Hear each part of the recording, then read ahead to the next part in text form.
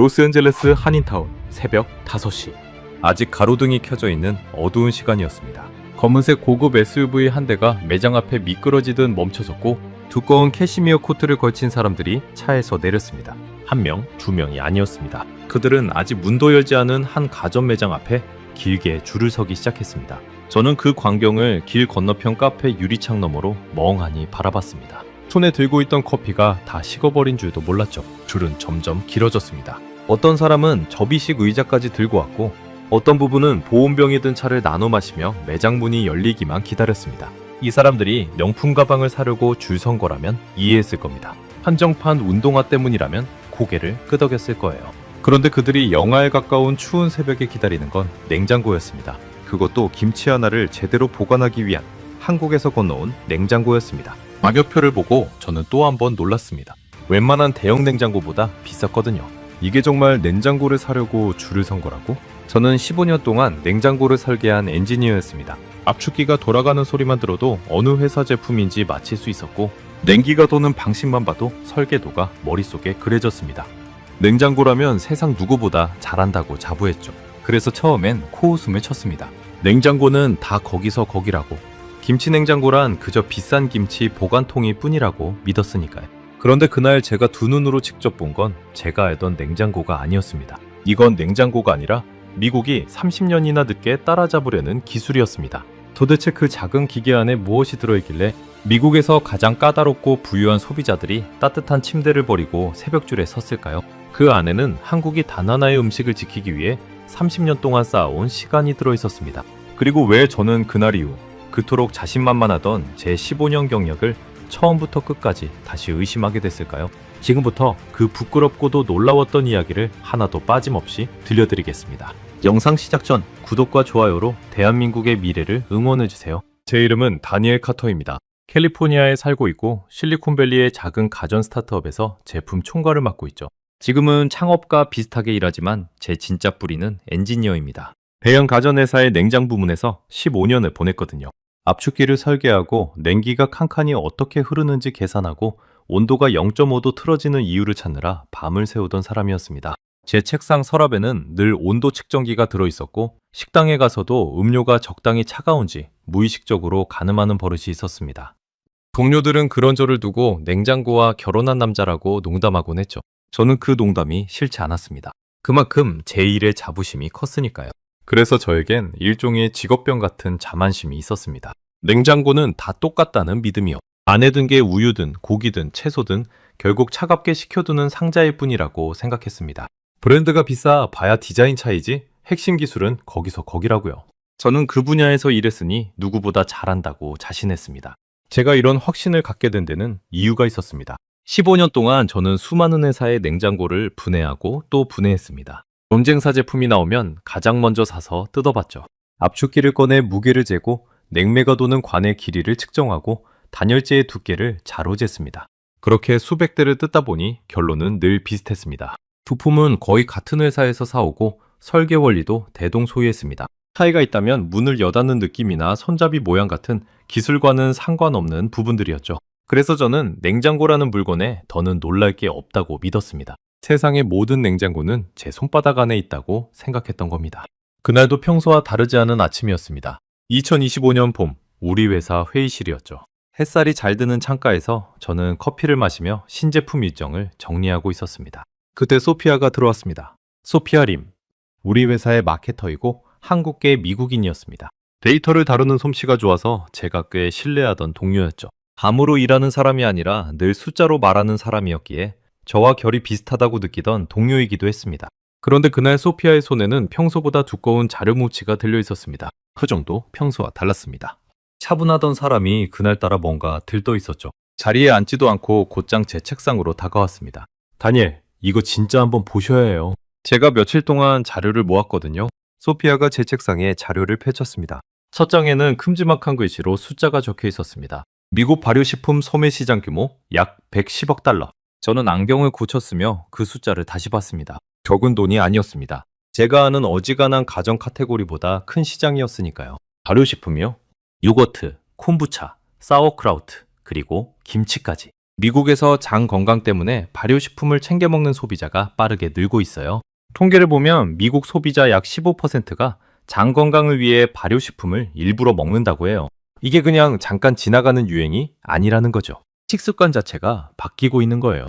저는 자료를 훑어봤습니다. 숫자 자체는 인정할 만했습니다. 시장이 크고 있다는 건 사실이었으니까요. 하지만 그게 우리 회사와 무슨 상관인지 이해할 수 없었습니다. 우리는 냉장 가전을 만드는 회사였지 음식을 파는 회사가 아니었거든요. 그래서 우리가 콤부차라도 만들어야 한다는 거예요. 제가 농담처럼 묻자 소피아는 고개를 저었습니다. 그리고 자료의 다음 장을 넘겼습니다. 거기에는 한국에서 찍힌 사진 한 장이 있었습니다. 어느 한국 가정의 부엌이었는데 일반 냉장고 옆에 또 다른 네모난 기계가 놓여 있었습니다. 미로 문을 여는 형태의 제가 처음 보는 모양이었습니다. 일반 냉장고처럼 옆으로 문을 여는 게 아니라 마치 김치를 위에서 차곡차곡 눕히듯 넣는 구조 같았습니다. 이게 뭔지 아세요? 김치 냉장고예요. 한국에서는 거의 모든 집에 한 대씩 있어요. 아구 보급률이 90%에 가까워요. 김치를 일반 냉장고가 아니라 김치만을 위한 전용 냉장고에 따로 보관한다는 거예요. 신혼부부가 살림을 차릴 때 일반 냉장고랑 김치 냉장고를 같이 사는 게 당연한 일이에요. 90%라는 숫자가 잠깐 귀에 걸렸습니다. 거의 모든 가정이라는 뜻이었으니까요. 미국에서 어떤 가정이 그 정도 보급률을 가지려면 텔레비전이나 세탁기쯤은 돼야 했습니다. 그건 단순한 유행이 아니라 생활 필수품이라는 뜻이었죠. 하지만 저는 그 의미를 깊이 새기지 않았습니다. 한국은 김치를 매일 먹는 특수한 나라니까 그럴 수 있다고 그저 문화적 차이로만 받아들였죠. 저는 그 말을 듣고 솔직히 웃음이 나왔습니다. 김치를 보관하는 냉장고라니. 우리식으로 치면 피클을 보관하는 전용 냉장고를 따로 사는 셈이었죠. 그게 얼마나 비효율적인 생각인지 엔지니어인 저에게는 너무나 분명해 보였습니다. 음식 하나 때문에 기계 한 대를 더 들이는 건 제 계산기로는 도저히 답이 나오지 않는 일이었습니다. 소피아, 솔직히 말할게요. 그건 그냥 비싼 김치 보관통이에요. 한국 사람들이야 김치를 매일 먹으니까 그럴 수 있죠. 하지만 미국 소비자가 그런 걸 살 이유가 있을까요? 우리 집 냉장고에도 충분한 공간이 있는데 굳이 음식 하나 때문에 기계를 한 대 더 산다고요? 그건 마케팅이 만들어낸 환상이에요. 사람들은 새 것이 나오면 잠깐 호기심을 보이다가 결국 원래 쓰던 걸로 돌아가게 돼 있어요.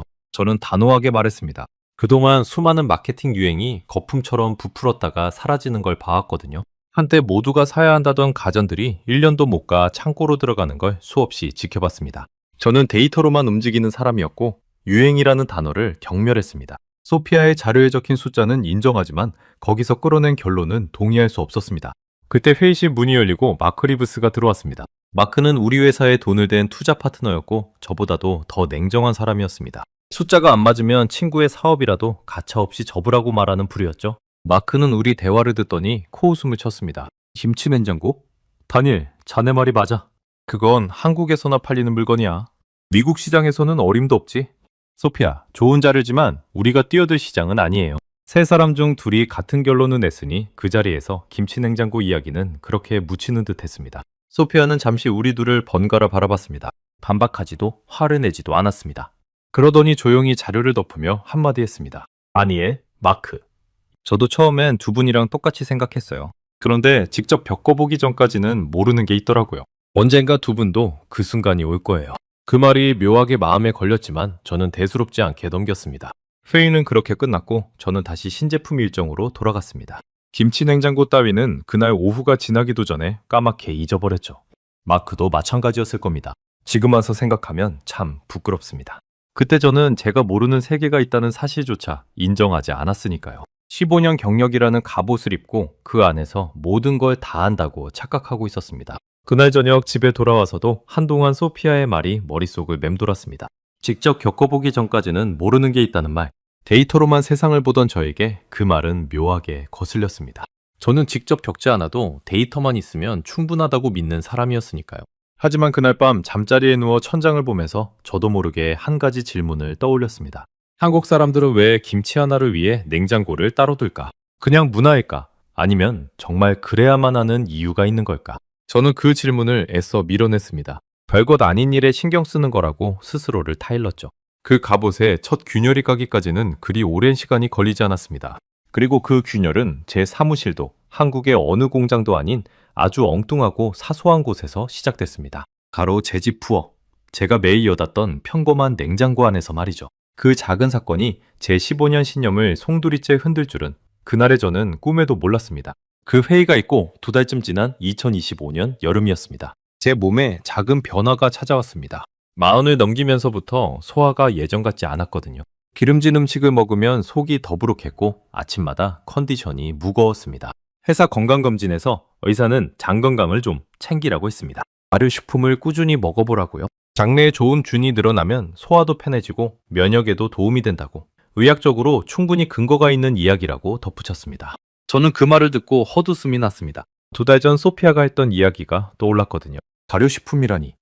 마치 운명이 저를 놀리는 것 같았습니다. 하지만 의사의 말은 마케팅이 아니라 처방이었습니다. 데이터를 믿는 사람으로서 의학적 근거가 있는 조언을 무시할 수는 없었죠. 마침 그 무렵 미국 전체가 발효식품에 빠져 있었습니다. 텔레비전 건강 프로그램마다 장내 미생물 이야기가 나왔고 슈퍼마켓에는 콤부차 냉장고가 한 칸을 통째로 차지하고 있었습니다. 동료들도 점심에 콤부차를 들고 다녔고 헬스장에서는 소우크라우트가 몸에 좋다는 이야기가 화제였습니다. 소피아가 보여준 110억 달러 시장이라는 숫자가 그제야 피부로 와닿기 시작했습니다.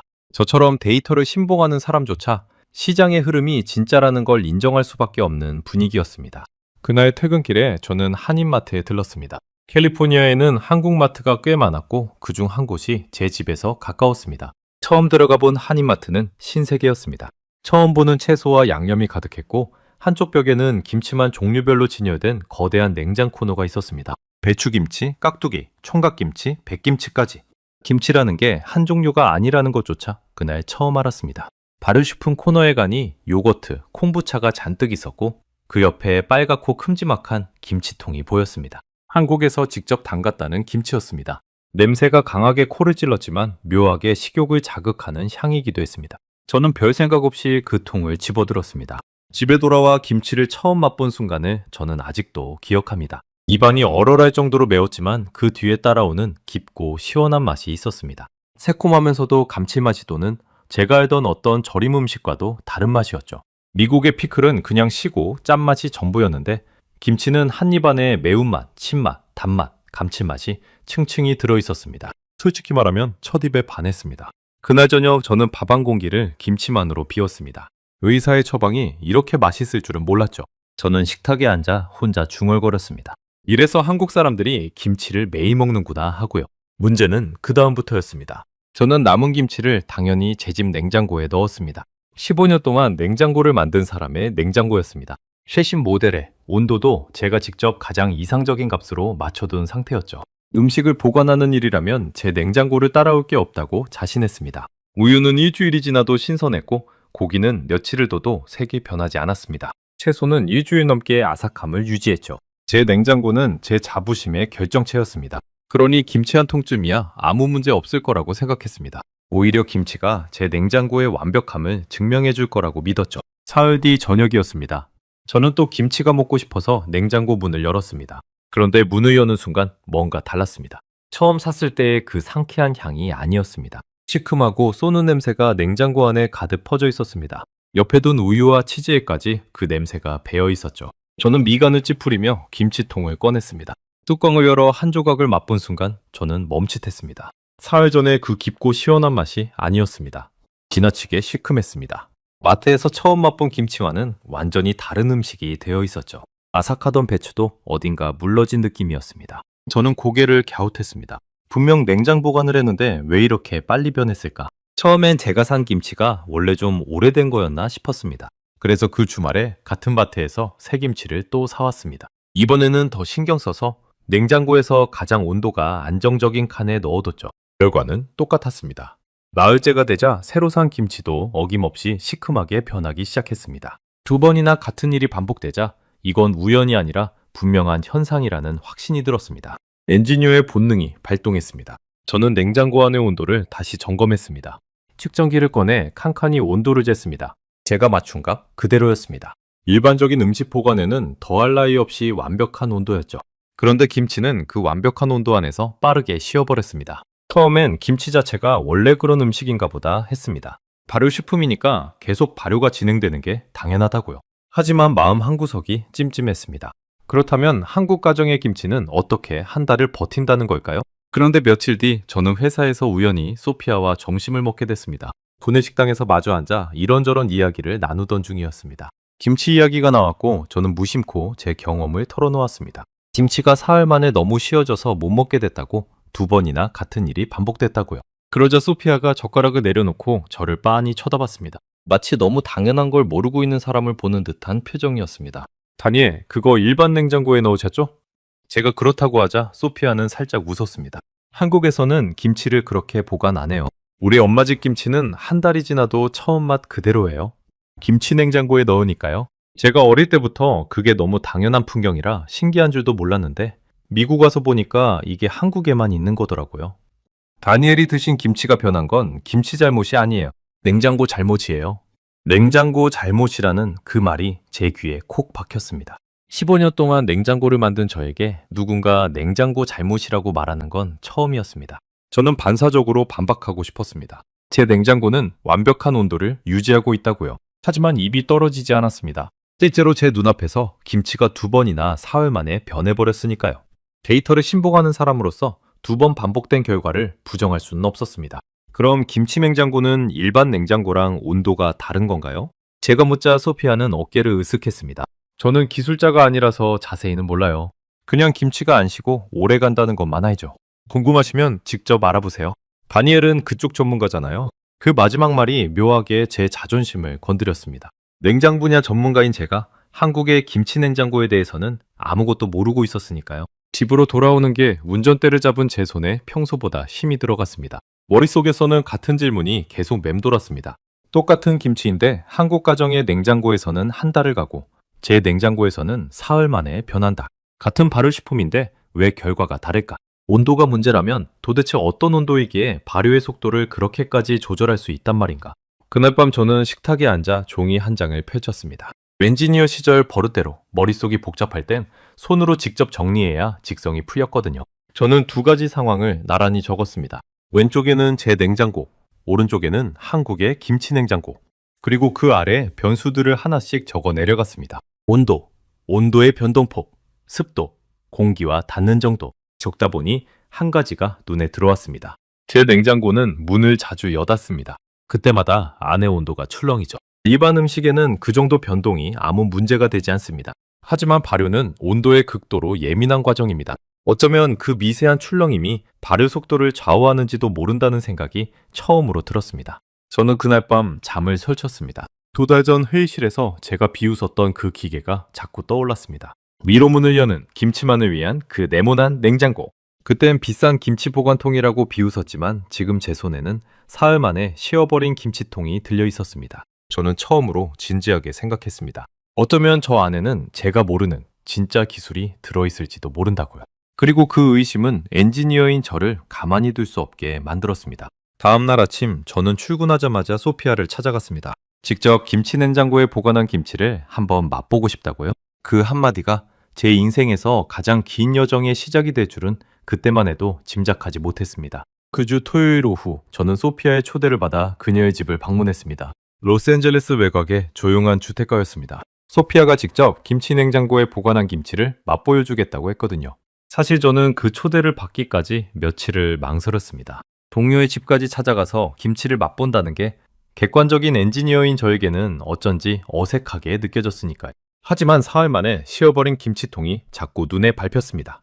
밥을 찾지 못하면 다음 일에 집중할 수 없을 것 같았습니다. 현관에 들어서자 소피아의 어머니가 반갑게 맞아주셨습니다. 한국에서 건너오신 분이었고 영어가 서툴렀지만 환한 미소로 저를 식탁에 앉히셨습니다. 부엌에는 제가 사진으로만 봤던 그 위로 문을 여는 네모난 냉장고가 놓여 있었습니다. 일반 냉장고는 따로 또 있었습니다. 소피아의 말대로 정말 2대를 나란히 쓰고 있었던 겁니다. 미국 가정이라면 공간 낭비라며 절대 하지 않을 선택이었습니다. 소피아의 어머니가 그 냉장고의 문을 열었습니다. 일반 냉장고처럼 옆으로 열리는 게 아니라 위로 뚜껑을 들어올리는 방식이었습니다. 그 순간 저는 작은 차이 하나를 알아챘습니다. 위로 여는 구조면 찬 공기가 아래로 가라앉아 밖으로 잘 빠져나가지 않습니다. 옆으로 여는 일반 냉장고는 문을 열 때마다 무거운 찬 공기가 발밑으로 쏟아져 나가 버리죠. 단순한 디자인 차이가 아니라 냉기를 한 방울도 흘리지 않으려는 계산된 구조였던 겁니다. 안에는 김치통이 가지런히 들어 있었습니다. 어머니가 통 하나를 꺼내며 말씀하셨습니다. 소피아가 곁에서 통역해 주었습니다. 이거 2달 전에 담근 김치예요. 한번 먹어봐요. 2달이라는 말에 저는 속으로 의아했습니다. 제 김치는 사흘 만에 씌어졌는데 2달 된 김치라니. 그 정도면 먹지 못할 만큼 씌어 있을 거라고 예상했습니다. 어쩌면 어머니가 날짜를 착각하신 게 아닐까 싶기도 했죠. 저는 약간의 의심을 품은 채 젓가락을 들었습니다. 김치 한 조각을 입에 넣은 순간 저는 그 자리에서 굳어버렸습니다. 바삭했습니다.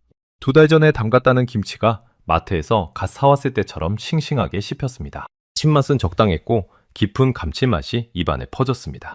오히려 제가 집에서 처음 먹었던 김치보다 더 맛있었습니다. 2달이라는 시간이 김치를 망친 게 아니라 오히려 더 깊은 맛으로 익혀놓은 거였습니다. 제가 집에서 사흘 만에 버려야 했던 그 시큼한 김치와는 완전히 다른 음식이었습니다. 같은 김치라는 사실이 믿기지 않을 정도였죠. 저는 한 조각을 더 집어 먹었습니다. 그리고 또 한 조각. 정신을 차려보니 접시에 담긴 김치를 거의 다 비우고 있었습니다. 소피아의 어머니가 제 모습을 보고 환하게 웃으셨습니다. 그러더니 한국어로 뭐라고 말씀하셨고 소피아가 통역해 주었습니다. 엄마가 그러시는데 김치는 살아있는 음식이래요. 잘 재워주면 점점 맛있어지고 잘못 두면 금방 상한대요. 그래서 좋은 잠자리가 필요하다고요. 좋은 잠자리. 저는 그 표현이 묘하게 마음에 남았습니다. 김치 냉장고가 김치에게 좋은 잠자리라는 뜻이었습니다. 엔지니어인 제 머릿속에서는 그 말이 곧장 기술용어로 번역됐습니다. 가장 안정적인 온도 환경, 발효가 폭주하지 않고 천천히 무르익을 수 있는 조건. 어때요, 다니엘? 이게 김치 냉장고에 보관한 김치예요? 소피아가 웃으며 물었습니다. 저는 쉽게 대답하지 못했습니다. 머릿속이 복잡했거든요. 엔지니어로서 제 안에서 경보음이 울리고 있었습니다. 같은 김치, 같은 발효식품인데 보관하는 기계 하나로 결과가 이렇게까지 다르다는 게 도무지 설명이 되지 않았습니다. 이건 단순한 맛 차이가 아니었습니다. 발효라는 화학 반응 자체를 통제하고 있다는 뜻이었습니다. 저는 발효라는 게 얼마나 까다로운 과정인지 알고 있었습니다. 김치 안에는 눈에 보이지 않는 유산균이 살아 있습니다. 이 균들이 채소의 당분을 먹고 산을 만들어내면서 김치가 익어갑니다. 적당히 익으면 새콤하고 깊은 맛이 나지만 너무 익으면 쉬어서 못 먹게 되죠. 문제는 이 균들이 따뜻할수록 빠르게 일한다는 겁니다. 온도가 조금만 올라가도 발효가 폭주합니다. 반대로 너무 차가우면 균이 일을 멈춰서 익지 않고요. 그러니 가장 맛있는 상태를 오래 유지하려면 균이 천천히, 그러나 멈추지는 않을 만큼의 딱 그 온도를 흔들림 없이 잡아줘야 했습니다. 그게 얼마나 어려운 일인지 저는 직업상 누구보다 잘 알았습니다. 저는 소피아의 어머니께 양해를 구하고 그 김치 냉장고를 자세히 살펴봤습니다. 직업병이 또 도진 거죠. 겉으로 보기엔 평범했습니다. 하지만 손을 안에 넣어보니 냉기의 결이 달랐습니다. 제 냉장고는 찬바람이 훅 끼치는 느낌인데 이건 냉기가 공간 전체를 고르게 감싸는 느낌이었습니다. 마치 차가운 물 속에 손을 담근 것처럼 어느 구석이든 온도가 똑같았습니다. 저는 구조를 유심히 들여다봤습니다. 일반 냉장고는 안쪽 벽에 냉각판이 붙어 있고 거기서 나온 찬바람이 선풍기처럼 돌아 음식을 식힙니다. 그래서 바람이 직접 닿는 곳은 차갑고 멀리 떨어진 곳은 덜 차갑죠. 그게 온도 편차가 생기는 이유입니다. 그런데 이 김치 냉장고는 바람으로 식히는 방식이 아니었습니다. 저장 공간 자체를 통째로 감싸서 직접 냉각하는 구조였습니다. 마치 김치통 전체를 차가운 벽으로 빈틈없이 둘러싼 것처럼요. 그래서 바람이 닿고 안 닿고의 차이가 없었던 겁니다. 옛날 한국 사람들이 김치독을 땅에 묻어 보관하던 방식을 기계로 그대로 재현한 거였습니다. 저는 가방에서 온도 측정기를 꺼냈습니다. 어디 가든 들고 다니는 제 분신 같은 물건이었죠. 김치 냉장고 안 여러 지점의 온도를 쟀습니다. 위쪽, 아래쪽, 모서리, 가운데. 결과를 보고 저는 숨을 멈췄습니다. 냉장고 위쪽, 아래쪽, 구석구석 어디를 재도 온도 편차가 거의 없었습니다. 0.5도 안쪽이었습니다. 그 숫자가 무슨 의미인지 저만큼 잘 아는 사람도 없었습니다. 일반 냉장고는 문을 닫고 돌려도 평균 온도에서 1.5도 정도 편차가 생깁니다. 그게 업계의 상식이었습니다. 제가 15년 동안 만든 냉장고들도 그 1.5도 안에서 최선을 다한 결과물이었죠. 온도 편차를 더 줄이려면 비용이 기하급수적으로 늘어나기 때문에 1.5도면 충분하다고 모두가 합의한 상태였습니다. 그런데 이 김치 냉장고는 그 편차를 0.5도 이내로 줄여놓고 있었습니다. 일반 냉장고보다 온도 안정성이 3배 가까이 정밀하다는 뜻이었습니다. 저는 측정기를 든 손이 미세하게 떨리는 걸 느꼈습니다. 그제야 집에서 사흘 만에 김치가 쉬어버린 이유를 깨달았습니다. 제 냉장고는 문을 여닫을 때마다 온도가 출렁였고 그 출렁임이 발효를 가속시켰던 겁니다. 발효를 일으키는 유산균은 온도에 극도로 민감합니다. 0.5도만 올라가도 발효 속도가 눈에 띄게 빨라지죠. 제 냉장고의 1.5도 편차는 일반 음식에는 아무 문제가 없었지만 김치에게는 치명적이었던 겁니다. 저는 그 자리에 한참을 서 있었습니다. 제가 15년 동안 자랑스러워했던 그 1.5도가 이 김치 냉장고 앞에서는 너무나 거친 수치처럼 느껴졌습니다. 저는 늘 1.5도면 충분하다고 생각했습니다. 우유도, 고기도, 채소도 그 정도면 완벽하게 보관됐으니까요. 하지만 누군가는 그 1.5도를 0.5도로 줄이기 위해 일반 가전에서는 필요도 없는 정밀함을 김치 하나를 위해 쏟아부은 겁니다. 그 집요함이 어떤 것인지 저는 가늠조차 되지 않았습니다. 소피아의 어머니가 제 옆에서 또 다른 통을 꺼내며 말씀하셨습니다. 소피아가 다시 통역했습니다. 이건 영하 1도로 맞춰져 있어요. 김치는 소금이 많아서 영하에서도 얼지 않거든요. 딱 그 온도에서 가장 맛있게 익어요. 영하 1도. 저는 그 숫자를 듣고 또 한 번 놀랐습니다. 일반 냉장고의 냉장칸은 보통 영상 2도에서 5도 사이입니다. 그래야 음식이 얼지 않으면서 신선하게 유지되니까요. 그런데 김치 냉장고는 일부러 영하로 내려갑니다. 김치만 그 온도에서 가장 맛있게 익는다는 걸 누군가가 알아냈다는 뜻이었습니다. 그냥 차갑게만 하는 게 아니라 김치라는 음식 하나를 위해 가장 완벽한 온도를 찾아낸 거였습니다. 저는 소피아에게 물었습니다.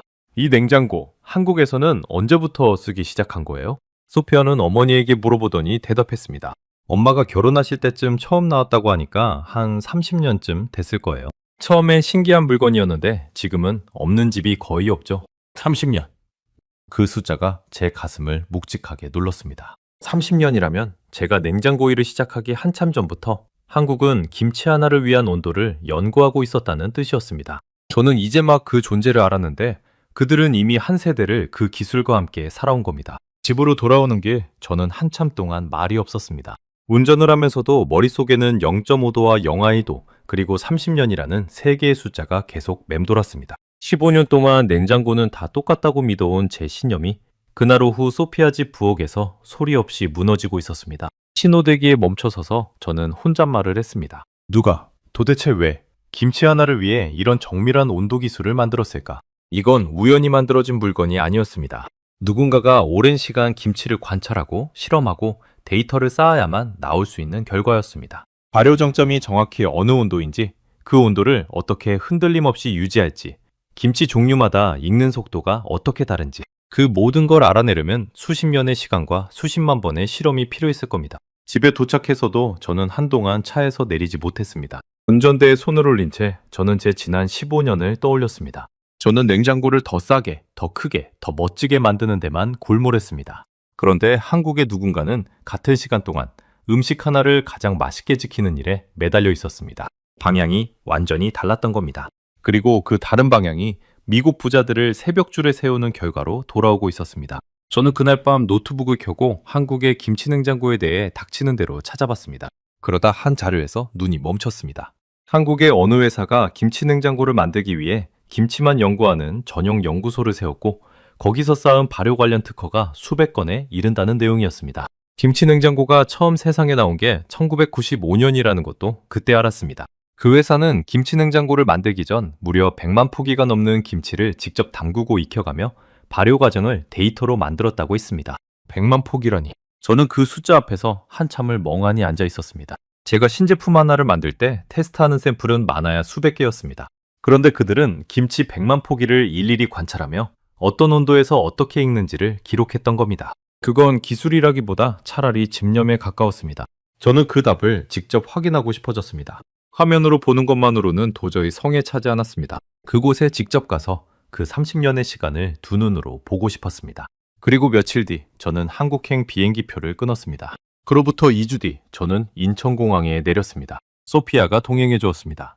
한국어를 할 줄 아는 사람이 옆에 있어야 했고 무엇보다 이 여정을 시작하게 만든 사람이 소피아였으니까요.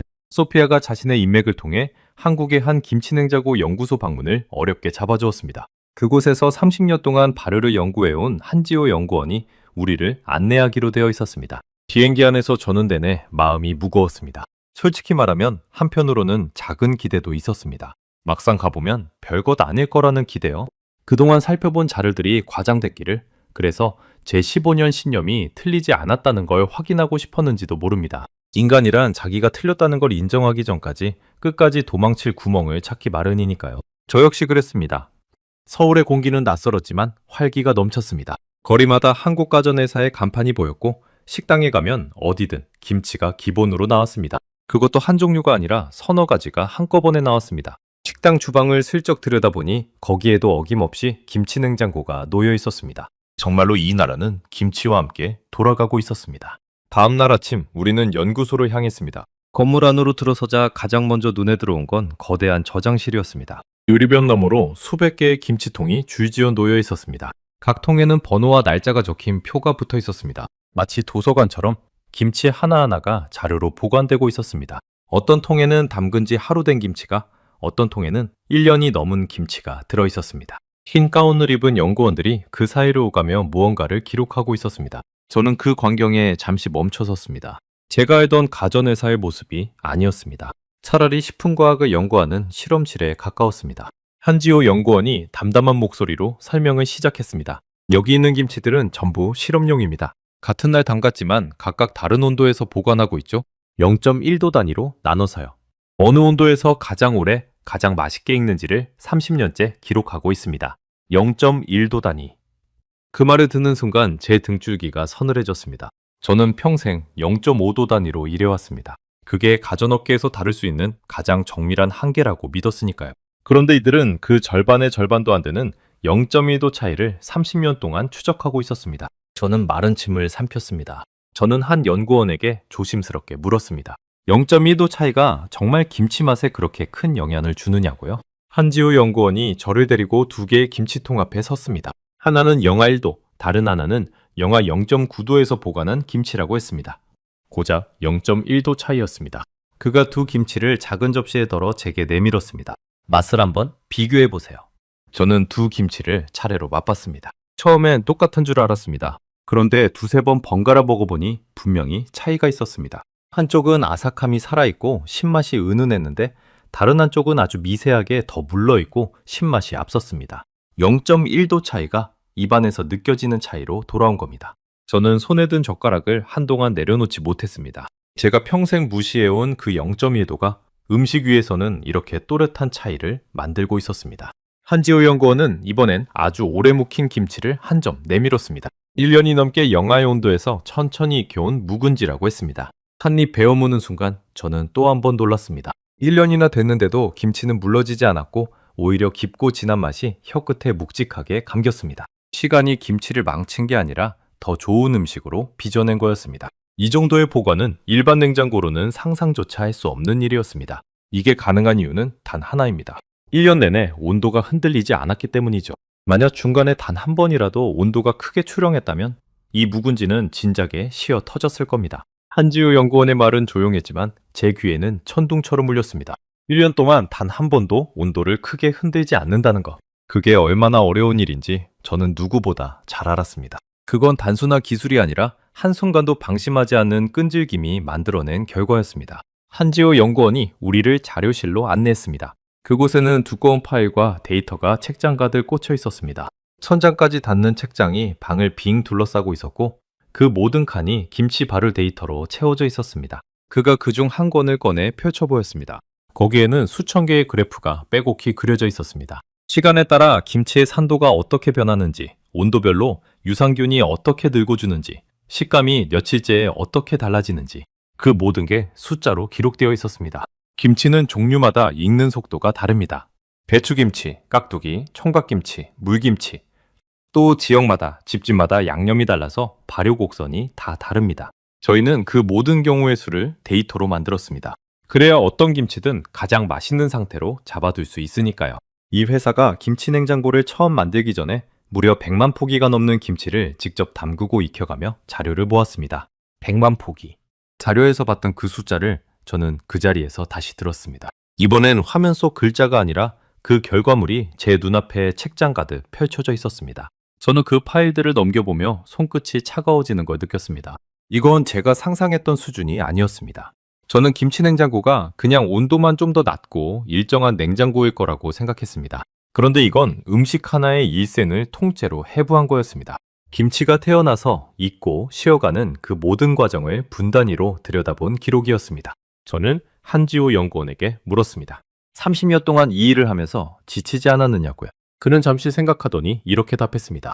처음 김치 냉장고를 만들 때 사람들이 다들 비웃었습니다. 김치 하나 보관하려고 냉장고를 따로 만든다니 누가 사겠냐고요. 그런데 저희는 알았습니다. 김치는 한국 사람에게 그냥 반찬이 아니라는 거요. 어머니의 손맛이고 겨울을 나는 양식이고 한 가족의 추억이거든요. 그 맛을 지키는 일이라면 0.1도를 다투는 게 결코 헛된 일이 아니라고 생각했습니다. 저는 그 말 앞에서 아무 대꾸도 하지 못했습니다. 저는 냉장고를 그저 차가운 상자로만 봤습니다. 그런데 이들은 냉장고를 누군가의 추억을 지키는 도구로 보고 있었던 겁니다. 같은 물건을 만들면서도 바라보는 마음의 깊이가 이렇게 달랐습니다. 기술의 차이는 결국 마음의 차이에서 시작된 거였습니다. 한지호 연구원이 다음 방으로 안내했습니다. 그곳에는 김치 냉장고의 내부 구조를 잘라놓은 반면 모형이 전시되어 있었습니다. 저는 그 앞에서 발걸음을 멈췄습니다. 엔지니어로서 그 구조를 보는 순간 모든 게 이해됐습니다. 일반 냉장고와 완전히 다른 설계였습니다. 저장 공간을 6면 전체에서 직접 냉각하는 구조. 찬바람이 아니라 벽 자체가 차가워지면서 김치를 감싸는 방식. 그래서 어느 한 구석도 온도가 흔들리지 않았던 겁니다. 저는 그동안 어떻게 하면 찬바람을 더 고르게 불어줄까만 고민했습니다. 바람의 세기를 조절하고 통풍구의 위치를 바꾸고 선풍기 날개의 각도를 다듬는데 몇 년을 보냈죠. 그런데 이들은 아예 바람이라는 발상 자체를 버리고 공간을 통째로 냉각하는 방향으로 간 겁니다. 발상의 출발점부터가 달랐습니다. 저는 그 모형을 한참 들여다봤습니다. 냉각 부품을 위쪽에 배치한 것도 눈에 들어왔습니다. 보통 냉장고는 열을 내는 부품을 아래나 뒤에 둡니다. 그런데 이 김치 냉장고는 그걸 위로 올려놨습니다. 열은 위로 올라가는 성질이 있으니 열을 내는 부품을 위에 두면 정작 김치가 있는 아래쪽은 그 열의 영향을 덜 받게 됩니다. 사소해 보이지만 0.1도를 다투는 이들에게는 결코 사소하지 않은 선택이었습니다. 저는 이 작은 배치 하나에도 수많은 실험과 고민이 담겨 있다는 걸 알 수 있었습니다. 이 직접 냉각 방식 때문에 문을 열어도 온도 회복이 빠릅니다. 그리고 위로 여는 구조라 찬 공기가 빠져나가지 않죠. 옛날 한국에서 김치독을 땅에 묻어두던 그 환경을 기계로 재현한 겁니다. 땅속은 1년 내내 온도가 거의 일정하거든요. 저희 선조들은 이미 그 원리를 알고 있었고 저희는 그걸 기술로 옮긴 것뿐입니다. 선조들의 지혜를 기술로 옮겼다는 그 말이 제 가슴 어딘가를 묵직하게 건드렸습니다. 이건 단순히 똑똑한 엔지니어 몇 명이 만든 제품이 아니었습니다. 수백 년 이어진 음식 문화와 그걸 지키려는 현대의 기술이 만난 결과물이었습니다. 미국에는 이런 게 없었습니다. 우리는 음식을 그저 차갑게 보관할 줄만 알았지 음식 하나를 위해 수백 년의 지혜를 기술로 옮긴다는 발상 자체를 해본 적이 없었으니까요. 저는 마지막으로 한 가지를 물었습니다. 가장 궁금했던 질문이었죠. 한국에서는 이 김치 냉장고를 정말 거의 모든 집에서 쓴다고 들었습니다. 사실인가요? 한지우 연구원은 고개를 끄덕였습니다. 네, 가구 보급률이 90%에 가깝습니다. 신혼부부가 살림을 시작할 때 일반 냉장고와 김치 냉장고를 같이 사는 게 당연한 일이죠. 한국 사람들에게는 텔레비전이나 세탁기처럼 없으면 안 되는 필수 가전입니다. 김치 냉장고가 처음 나온 게 1995년인데 그 짧은 시간 동안 거의 모든 가정에 자리 잡은 겁니다. 90%. 저는 그 숫자를 미국 시장과 비교해 봤습니다. 미국에서 김치 냉장고를 가진 가정은 사실상 0%에 가깝습니다. 한국은 90%, 미국은 0%. 그 간극이 제 머릿속에서 거대한 절벽처럼 펼쳐졌습니다. 한쪽은 30년 동안 이 기술을 생활 속에 녹여왔고 다른 한쪽은 그 존재조차 모르고 있었습니다. 그리고 그 다른 한쪽이 바로 저였습니다. 저는 문득 우리 회사를 떠올렸습니다. 실리콘밸리에서 발효식품 열풍에 맞춰 새로운 보관 가전을 만들겠다고 의욕을 불태우던 우리 팀. 우리는 이제 막 출발선에 서 있었습니다. 발효 데이터도 없고 정밀 냉각 기술도 없고 김치라는 음식에 대한 이해도 없었습니다. 그런데 한국은 그 출발선을 이미 30년 전에 지나갔던 겁니다. 우리가 자랑스럽게 그리려던 그림을 그들은 이미 한 세대 전에 완성해 놓고 있었습니다. 저는 한지호 연구원을 향해 떨리는 목소리로 말했습니다. 우리는 이제 막 출발선에 섰는데 한국은 그 선을 30년 전에 지나갔더군요. 제 말을 들은 한지호 연구원은 잠시 저를 바라보다가 옅은 미소를 지었습니다. 자랑하는 미소가 아니었습니다. 오히려 어딘가 쓸쓸한 그러나 깊은 미소였습니다. 저희도 처음부터 잘했던 건 아닙니다. 수없이 실패했죠. 김치가 얼어버리기도 하고 쉬어 터지기도 하고요. 다만 포기하지 않았을 뿐입니다. 김치를 지키는 일이 가치 있다고 믿었으니까요. 그 순간이었습니다. 제 입에서 저도 모르게 또 한마디가 흘러나왔습니다. 냉장고가 다 똑같다고? 나는 15년 동안 그 안에서 일했는데 이건 처음 보는 물건이었습니다. 소피아가 그 말을 듣고 조용히 저를 바라봤습니다. 한지호 연구원은 별다른 표정 없이 그저 담담하게 다음 자료를 정리하고 있었습니다. 그 담담함이 오히려 저를 더 작게 만들었습니다. 그들에게는 이 모든 게 너무나 당연한 일상이었던 겁니다. 30년 동안 김치 하나를 위해 0.1도를 다투는 일이 그들에게는 특별할 것도 없는 매일의 연구였던 거죠. 저는 다리에 힘이 풀려 옆에 있던 의자에 잠시 기대 앉았습니다. 인정하기 싫었지만 인정할 수밖에 없었습니다. 제가 비웃었던 그 작은 기계 안에는 한 나라가 음식을 지키려고 쏟아부은 30년의 시간이 통째로 들어있었습니다. 그리고 저는 그 30년을 단 한 번의 비웃음으로 깎아내리려 했던 겁니다. 부끄러움이 목구멍까지 차올랐습니다. 2달 전 회의실에서 비싼 김치 보관통이라고 단정짓던 제 목소리가 귓가에 부메랑처럼 되돌아왔습니다. 연구소로 나서며 저는 마지막으로 그 거대한 저장실을 한 번 더 돌아봤습니다. 수백 개의 김치통이 마치 30년의 세월을 묵묵히 증언하는 책들처럼 줄지어 있었습니다. 저는 그 앞에서 잠시 고개를 숙였습니다. 누구에게랄 것도 없이 그저 그 긴 시간과 집념에 대한 예의였습니다. 옆에 선 소피아가 제 어깨에 가만히 손을 얹었습니다. 아무 말도 하지 않았지만 저는 그 손짓이 무슨 뜻인지 알 것 같았습니다. 이제야 알겠죠? 라고 말하는 것 같았습니다. 네, 이제야 알 것 같았습니다. 제가 평생 안다고 자부했던 그 세계가 사실은 얼마나 좁았는지를요. 그리고 그 좁은 세계 밖에 이렇게 깊고 넓은 집념의 세계가 있었다는 것을요. 한국에서 보낸 마지막 밤, 저는 호텔방 창가에 앉아 서울의 야경을 내려다봤습니다. 강 건너로 한국 가전회사들의 불빛이 반짝이고 있었습니다. 낮에 본 그 거대한 저장실과 책장 가득한 데이터가 자꾸 눈앞에 어른거렸습니다. 저는 노트를 펴고 제가 평생 믿어온 한 문장을 적었습니다. 냉장고는 다 똑같다. 그리고 그 문장 위에 천천히 줄을 그어 지웠습니다. 그 한 줄을 천천히 지우는데 무려 15년이 걸린 셈이었습니다. 저는 문득 제가 한국에 오기 전에 비웃었던 그 모든 순간이 떠올랐습니다. 회의실에서 소피아의 자료를 보며 코웃음 치던 제 모습, 비싼 김치 보관통이라며 단정짓던 제 목소리. 그때의 저는 세상을 다 안다고 믿었습니다. 그런데 사실 저는 제가 모른다는 것조차 모르고 있었던 겁니다. 가장 위험한 무지는 자기가 무지하다는 걸 모르는 무지였습니다. 저는 15년 동안 그 위험한 무지 속에 살아왔던 거죠. 저는 그날 밤 쉽게 잠들지 못했습니다. 머릿속이 복잡해서가 아니라 오히려 너무 많은 것이 정리되어서였습니다. 마치 오랫동안 어긋나 있던 퍼즐이 제자리를 찾아 맞춰지는 느낌이었죠. 그동안 제가 왜 그렇게 자만했는지, 왜 김치냉장고를 그토록 우습게 봤는지 이제는 알 것 같았습니다. 저는 제 분야를 다 안다고 믿었기에 제 분야 바깥에 더 깊은 세계가 있다는 걸 상상조차 하지 못했던 겁니다. 아는 게 많을수록 겸손해야 한다는 오래된 말이 그날 밤 제 가슴에 비로소 와닿았습니다. 저는 그동안 제가 무엇을 만들어 왔는지 돌아봤습니다. 더 큰 냉장고, 더 화려한 디자인, 더 많은 기능. 저는 늘 무언가를 더 하는데 골몰했습니다. 그게 발전이라고 믿었으니까요. 신제품을 낼 때마다 기능을 하나 더 넣고 화면을 하나 더 달고 크기를 키웠습니다. 그런데 한국의 그들은 정반대였습니다. 그들은 단 하나, 김치라는 음식 하나를 가장 잘 지키는 일에 모든 걸 걸었습니다. 넓게 펼치는 대신 깊게 파고든 겁니다. 그리고 그 깊이가 제가 평생 도달하지 못한 경지를 만들어냈습니다. 저는 그제야 깨달았습니다. 진짜 기술은 더하는 데서 나오는 게 아니라 하나를 끝까지 파고드는 데서 나온다는 걸요. 저는 제 자신에게 솔직해지기로 했습니다. 우리 회사가 만들겠다던 발효보관 가전은 사실 한국의 김치냉장고를 흉내내는 것에 지나지 않았습니다. 우리는 미국 발효식품 열풍이라는 거대한 시장을 보고 달려들었지만 정작 그 음식을 지키는 기술에 대해서는 아는 게 거의 없었습니다. 30년의 데이터도, 0.2도의 정밀함도, 그리고 무엇보다 그 음식을 향한 마음도 없었습니다. 우리에게 있는 건 시장을 향한 욕심뿐이었습니다. 저는 그 사실을 인정하는 게 무척 괴로웠습니다. 엔지니어로서 그리고 한 회사의 제품 총괄로서 우리가 후발주자라는 걸 받아들이는 일은 자존심이 허락하지 않았으니까요. 더구나 제 입으로 직접 동료들 앞에서 우리가 한참 지쳐져 있다고 말해야 한다고 생각하니 더욱 막막했습니다. 하지만 동시에 이상하게 마음이 가벼워지기도 했습니다. 더 이상 모르는 걸 아는 척하지 않아도 됐으니까요. 저는 이제야 비로소 제대로 된 출발점에 설 수 있었습니다. 흉내가 아니라 진짜 배움의 자세로 말입니다. 그것만으로도 이번 한국행은 충분하고도 남을 값어치가 있었습니다. 다음날 한국을 떠나기 전에 저는 한지호 연구원을 다시 한번 만났습니다. 작별 인사를 하고 싶었거든요.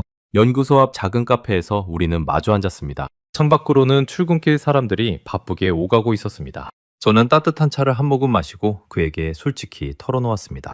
처음엔 김치 냉장고를 비웃었다고, 비싼 김치 보관통이라고 단정지었다고, 회의실에서 동료가 보여준 자료를 보고도 코웃음만 쳤다고. 그런데 이제는 제가 얼마나 어리석었는지 안다고요. 말을 하면서 제 목소리가 조금씩 잠겼습니다. 한지호 연구원은 제 이야기를 끝까지 조용히 들었습니다. 그러더니 천천히 입을 열었습니다. 카토 씨, 저는 당신을 탓하지 않습니다. 처음엔 누구나 그렇게 생각하니까요. 한국 사람들도 처음엔 비웃었습니다. 1995년에 김치 냉장고가 처음 나왔을 때 다들 김치 하나 보관하자고 누가 비싼 냉장고를 또 사겠냐고 했죠. 그런데 한번 써본 사람들은 다시는 예전으로 돌아가지 못했어요. 중요한 건 당신이 직접 와서 두 눈으로 확인했다는 거예요. 그리고 솔직하게 인정했다는 거고요. 그게 쉬운 일이 아니거든요. 대부분의 사람은 자기가 틀렸다는 걸 끝까지 인정하지 않습니다. 그의 말에 제 코끝이 시큰해졌습니다. 비난받을 각오를 하고 왔는데 돌아온 건 따뜻한 이해였습니다. 그는 자신들의 기술을 자랑하지도 제 무지를 비웃지도 않았습니다. 그저 당담하게 묵묵히 자기 일을 해온 사람의 깊은 여유가 거기 있었습니다. 저는 그 모습에서 진짜 실력자는 결코 요란하지 않다는 걸 배웠습니다. 30년이라는 시간이 사람을 어떻게 단단하고 깊게 만드는지 그의 눈빛이 말해주고 있었습니다. 한 가지만 물어봐도 될까요? 제가 물었습니다. 이렇게 대단한 기술을 왜 세계에 더 크게 알리지 않으세요? 미국에서는 이 김치 냉장고를 아는 사람이 거의 없습니다. 알면 다들 놀랄 텐데요. 한지호 연구원은 잠시 창밖을 바라보더니 미소 지었습니다. 저희는 김치를 지키려고 이걸 만들었지 자랑하려고 만든 게 아니거든요. 누가 알아주든 몰라주든 한국 가정의 식탁이 매일 맛있으면 그걸로 충분했습니다. 그런데 요즘은 좀 달라요. 세계가 발효식품에 관심을 갖기 시작했으니까요. 어쩌면 이제는 저희가 지켜온 이 기술이 세계의 식탁도 지킬 수 있을지 모르겠습니다. 세계의 식탁도 지킨다. 저는 그 말에 가슴이 뜨거워졌습니다. 그건 정복하겠다는 야심이 아니었습니다. 자기들이 30년간 갈고 닦은 것을 이제 더 많은 사람과 나누겠다는 따뜻한 마음이었습니다. 저는 그 마음 앞에서 시장을 차지하겠다고만 생각했던 제 자신이 한없이 작게 느껴졌습니다. 저는 한지호 연구원에게 마지막으로 한 가지를 더 물었습니다. 김치 냉장고가 정말 미국에서도 통할 거라고 생각하느냐고요? 그는 고개를 끄덕였습니다. 발효식품은 결국 온도가 생명입니다. 김치든 사워크라우트든 콤부차든 살아있는 균을 다루는 음식은 다 똑같아요. 그 균을 가장 좋은 상태로 지키는 기술이 있다면 그 음식이 무엇이든 통하게 돼 있습니다. 저희는 김치로 그 기술을 완성했지만 그 원리는 세계 어디에나 적용될 수 있죠. 그래서 저는 두렵지 않습니다. 좋은 기술은 결국 국경을 넘으니까요. 저는 그 말을 듣고 한참 동안 말을 잇지 못했습니다. 그건 단순한 자신감이 아니라 30년의 시간이 준 확신이었습니다. 흔들리지 않는 사람만이 가질 수 있는 그런 평온함이 그의 얼굴에 있었습니다.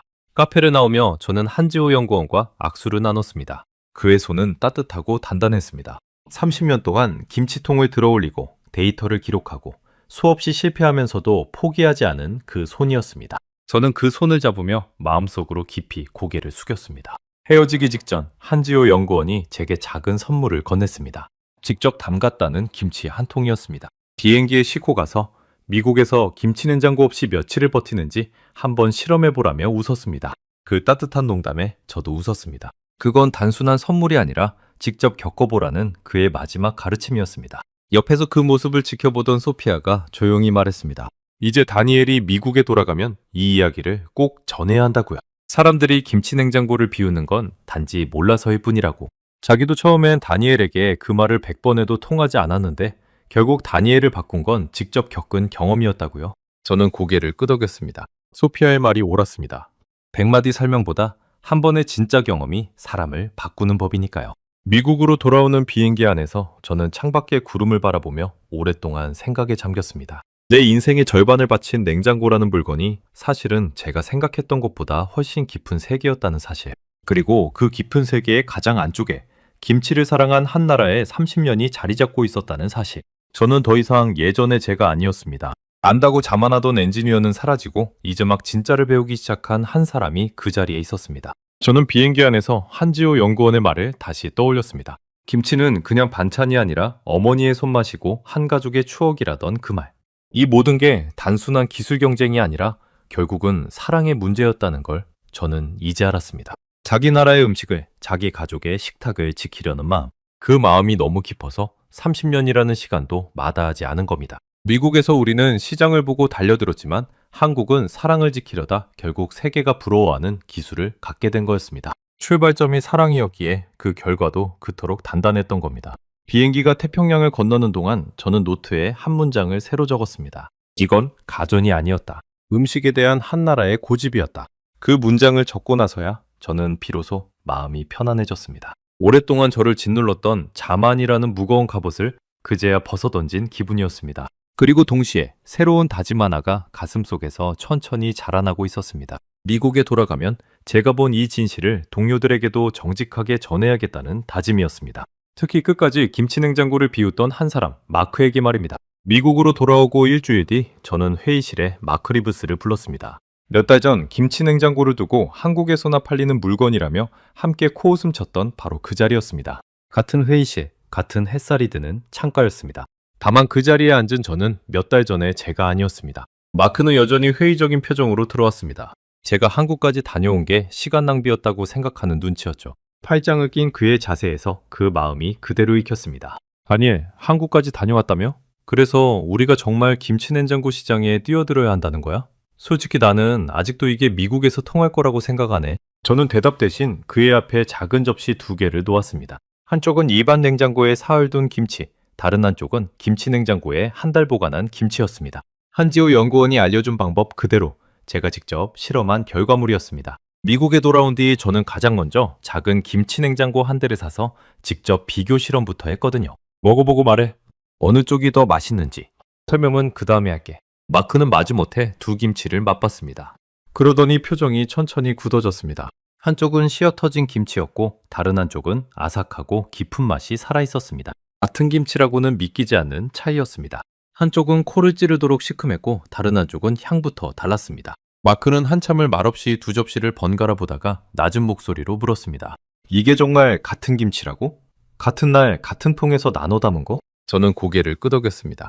그리고 한국에서 본 모든 걸 차분히 들려줬습니다. 일반 냉장고가 2.5도까지 온도가 출렁이는 데 비해 김치냉장고는 0.5도 이내로 잡는다는 정밀 냉각, 영하 1도라는 발효의 정점, 30년간 쌓인 데이터, 100만 포기의 실험, 그리고 90%라는 보급률까지. 마크는 제 이야기를 듣는 내내 한마디도 하지 못했습니다. 끝까지 유행이라며 비웃던 그가 두 김치의 맛 앞에서 무너지고 있었습니다. 처음엔 코웃음 치던 그의 눈빛이 이야기가 깊어질수록 점점 진지해졌습니다. 제 이야기가 끝나자 마크는 한동안 천장을 올려다봤습니다. 그러더니 길게 한숨을 내쉬며 말했습니다. 우리가 만들겠다던 그 발효가전, 출발선이 어디였는지 이제 알겠군. 우리는 0에서 시작하는데 한국은 30년 전에 이미 출발했어. 따라잡는다는 표현 자체가 오만이었던 거야. 다니엘, 솔직히 인정할게. 내가 틀렸어. 김치냉장고는 비싼 보관통이 아니라 우리가 한참 배워야 할 진짜 기술이었어. 끝까지 비웃던 마크의 입에서 그 말이 나오는 순간 저는 한국에서 제가 느꼈던 그 부끄러움과 깨달음을 그가 똑같이 통과하고 있다는 걸 알았습니다. 저는 그저 조용히 고개를 끄덕였습니다. 몇 달 전에 우리는 미국 발효열풍이라는 거대한 시장만 봤지 그 음식을 지키는 기술의 부재라는 현실은 보지 못했습니다. 시장은 거대한데 정작 그 시장을 바칠 기술은 우리에게 없었던 겁니다. 그리고 그 기술을 한국은 이미 한 세대 전에 완성해 놓고 있었습니다. 그날 이후 우리 회사의 방향은 완전히 바뀌었습니다. 우리는 한국의 김치냉장고를 어설프게 흉내내려던 계획을 접었습니다. 대신 한국 기업과 손을 잡고 그 기술을 정직하게 배우는 길을 택했습니다. 베끼는 게 아니라 배우는 것. 그게 우리가 내린 결론이었습니다. 소피아는 그 다리를 놓는 일을 맡아 누구보다 기뻐했습니다. 한국계 미국인으로서 자기 뿌리의 기술이 미국에서 인정받는 모습을 보는 게 큰 보람이라고 했죠.